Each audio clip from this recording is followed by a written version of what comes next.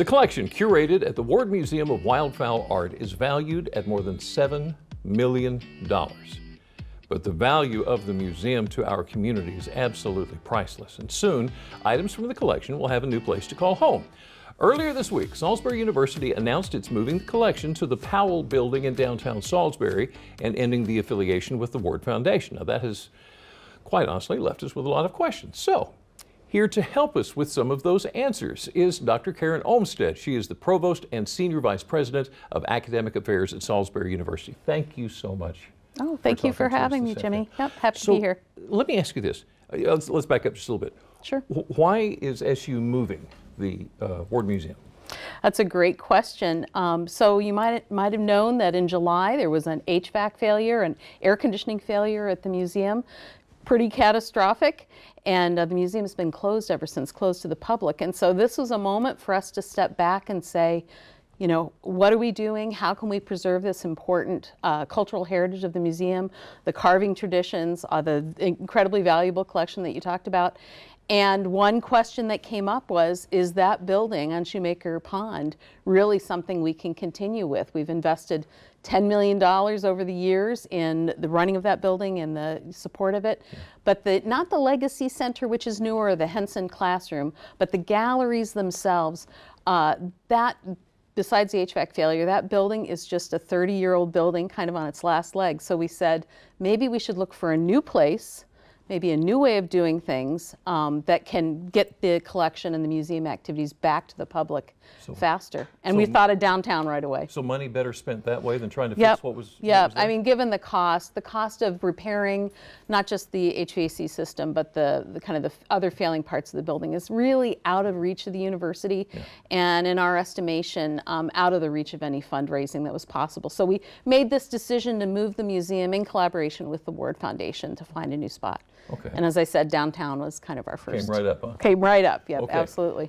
Let me ask you, and I know some of these are kind of touchy questions, so I'm going to try to ask them as politely as I can with the appropriate respect. What about the ending of the relationship between the Ward Museum and the Ward Foundation? So this is a complicated thing to unpack in a short episode like this, but so there's really three entities here. The Ward Museum that everybody's familiar with and visits and loves. The Ward Foundation, which has been operating the museum and founded the museum in 1975, and it was first on the campus of Salisbury University. You might have remembered that. And then the university. And so the relationship is the university pays the Ward Foundation to operate the museum, to care for the building, to care for the collection. It's been that way since the late 1990s. I could go into all those details if we have time.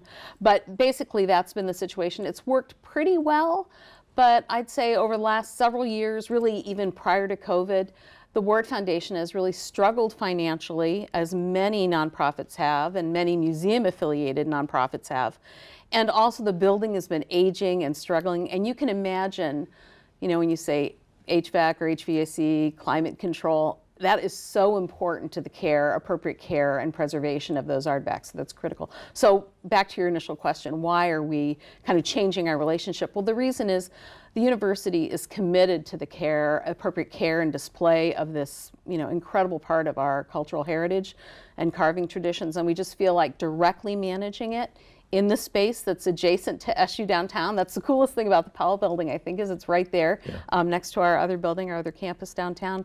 Will let us maybe do more with less, and we also see the Powell building as kind of the heart of the collection, but we'd love to distribute parts of the collection to historic societies, you know, cultural organizations, other museums around the shore. So the space, I hope, isn't viewed as the only place that you can encounter the legacy of the Ward brothers. So I was going to ask about what happens to the collection. It sounds to me like you're kind of divesting it out. There are certain things that can go out.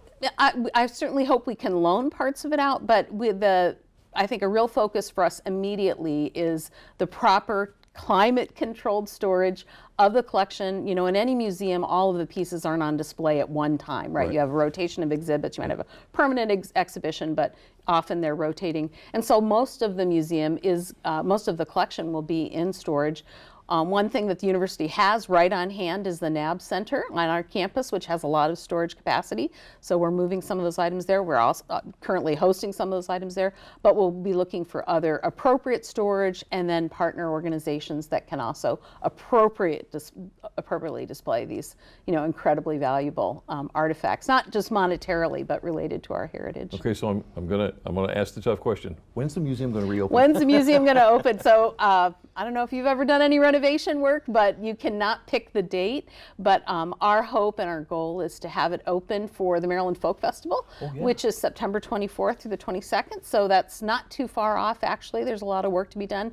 But I think that would be just a tremendous opportunity to connect the greater public with not just the cultural heritage of the Eastern Shore, but the city of Salisbury generally. And I want to also mention that the Powell Building is, it's right downtown, restaurants, businesses, the library, free parking, Third Fridays, people are there, and kind of the capstone event, of course, will be the Maryland Folk Festival, and folk life traditions and cultural traditions is what the Ward Museum is all about. There you go. Yeah.